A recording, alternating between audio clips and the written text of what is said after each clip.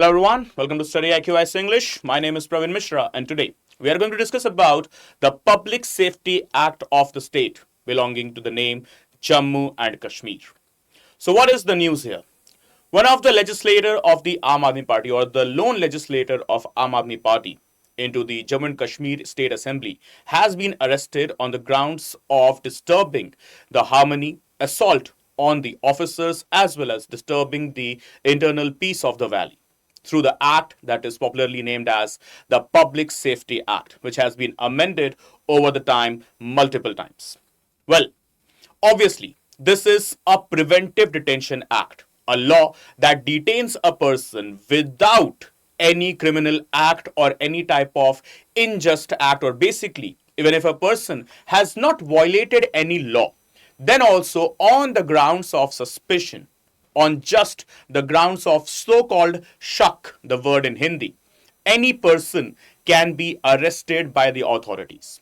Well, yes, India being one of those democracies, well, it's an irony to the democracy, it's a sarcasm to the democracy, or the humor to the democracy, where we have seen preventive detention laws are active. Such a type of law is quite common in dictator countries, such a type of law is quite common in communist countries. But democracy, which is having its base or genesis, or which derives its authority through the public liberty, through the personal liberty, through the citizens' liberty, well, in such a country, the laws related to preventive detention is always considered as draconian.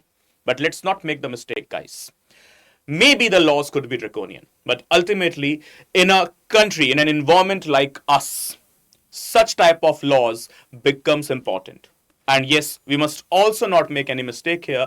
Are these laws really used for the actual purpose, that is for the genuine purposes, or these laws are often used by the political personalities, authorities, or even the parties to fulfill up their political inspirations, mileage, or their motives? Well, this is quite a debatable thing, but here we must be discussing, first of all, the provisions of the preventive detention laws in India, along with the lines of preventive or the Public Security Act or the Public Safety Act of Jammu and Kashmir. So, what's the name of the legislator? So, his name here that we can see, Mehraj Malik, who has been detained from the Doda region of Jammu and Kashmir under the PSA, that is the Public Safety Act of 1978. As per the authorities, multiple FIRs have been just registered, diary entries have been registered as well, alleging intimidation, that is warning, assault on officials, as well as disturbing the public order. And he was reportedly moved to the Bhaderwa jail in Kashmir region, right? So now let's talk about the concept of PSA, the Public Safety Act 1978, belonging to the state of Jammu and Kashmir. See, it basically justifies the concept of preventive detention law. See, the concept of preventive detention that we need to mark here. What's this? As per Article 20, Clause 1, no person shall be convicted until and unless he or she has violated or infringed any law.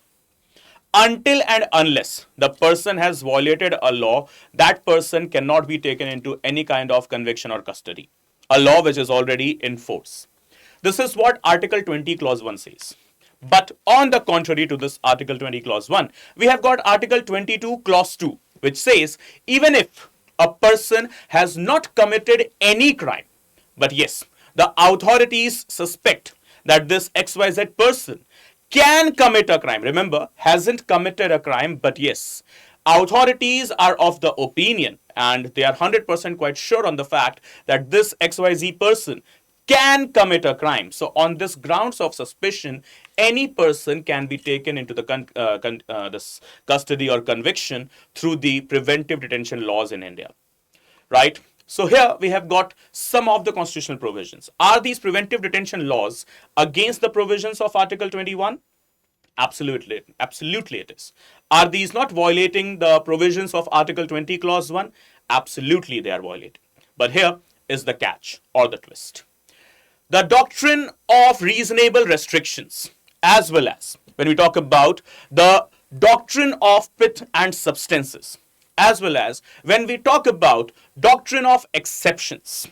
We have got such type of laws that are active in our country through the means of constitution only, in order to protect the life and liberty of the other individuals, in order to protect the law and order situation, in order to protect the property of the nation, of the society. Such type of laws are given the constitutional status by the constitution itself. And there we have got some relatable case studies with us. So the first case study is with regard to the A.K. Gopalan case of the year 1950, when for the first time the preventive detention law was used in the independent India. Remember guys, preventive detention laws, they were common during the British ages. But in the independent India, the preventive detention laws, they were quite an absurd and an odd thing as per the personal liberty provisions what we have been guaranteed by the constitution. But ultimately, the A.K. Gopalan case of 1950, all the preventive detention laws were justified by the Honorable Supreme Court of India. So guys, remember, even if we talk about 28 years later from the A.K. Gopalan case, that is the Maneka Gandhi case of 1978, Maneka Gandhi versus Union of India, 1978. What Supreme Court stated, procedure established by law is quite a vague concept. Okay, so the interpretation of procedure established by law was switched to the due process of law. That is basically, law should be fair and just. It should be reasonable in nature, it should be rational in nature, it should be valid in nature as well.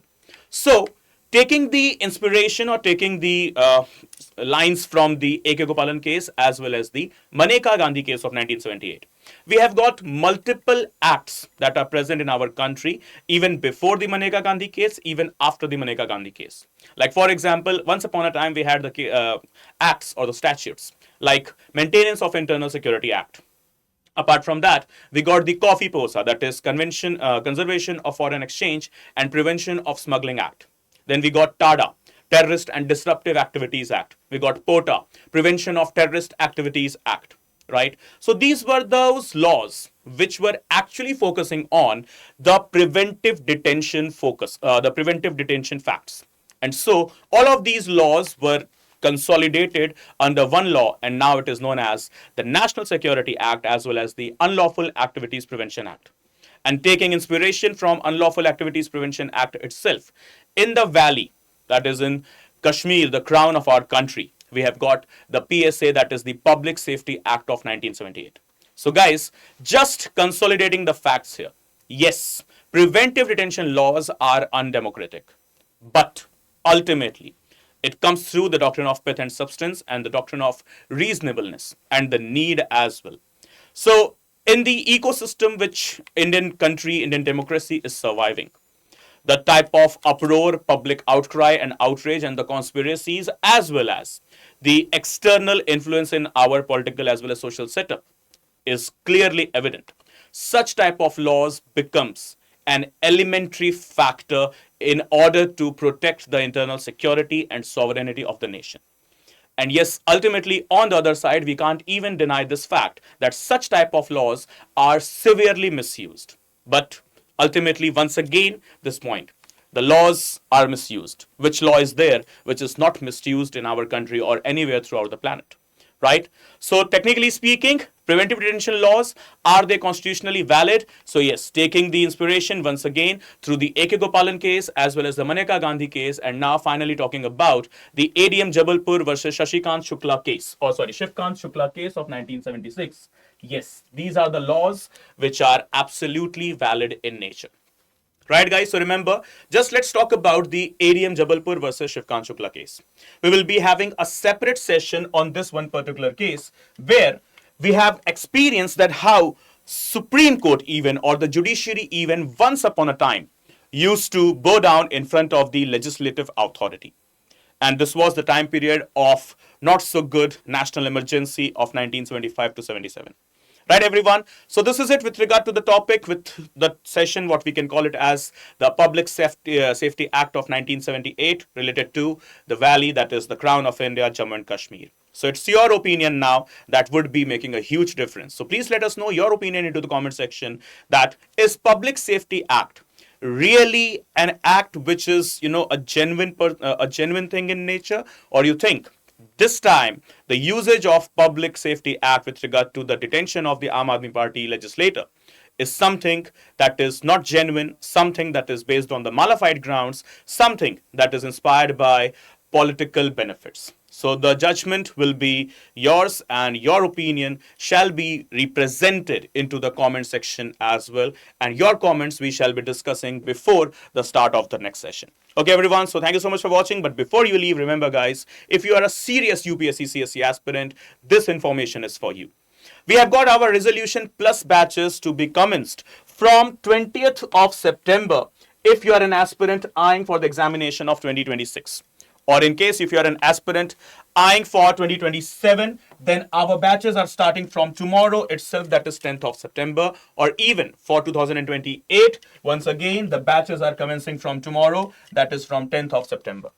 Doesn't matter if you want the batch purely in English, purely in Hindi, or the mix of both, that is English, Hindi plus English. We have got all the three different types of batches for you. Right, guys? So remember, when it comes to prelims to mains to interview, just one name, that is a StudyIQ.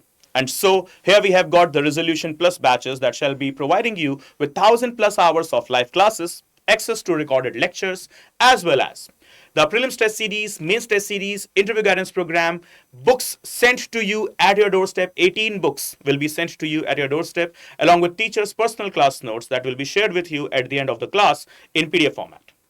75 plus tests for your prelims, 15 plus tests for your mains, and multiple mock interviews for your interview as well. But wait, that's not yet done. The 1:1 mentorship program is also included in this one single subscription. And apart from that, the mains residential program as well as prelims residential program is also inducted in this one single subscription. So guys, just enroll yourself today with the maximum possible discount. Let's say if you are targeting for 2028, the long-term batch, so the prices with every feature including, it will be 46,999. For 2027, it will be 31,999. And yes, for 2026, it will be 26,999 only. Right, everyone? So what do you need with yourself is a promo code that is here, PRV Live. So just apply this promo code, guys, and avail the maximum possible discount on any subscription that you are availing on our StudyIQ platform. So guys, remember the promo code PRV Live. Just apply this code and enjoy the maximum possible discount on 26 batch, 27 batch, or even 28 batch. The promo code shall remain same. Right, everyone? Thank you so much for watching. But before you leave, please do not forget to hit the subscribe button of our channel, StudyIQ IAS English. And in case you wish to connect with me for all the class links, PDFs, and quizzes, so here is the QR code for Telegram channel. Okay, that is named as Praveen_StudyIQ. And also you can connect with me on my Instagram, that is Praveen Mishra_2107. Okay, everyone. So thank you so much. But yes, hit the subscribe button and never miss an update from the channel. Bye bye. Good day. Take care. See you soon in the next session. Jai Hind, Jai Bharat.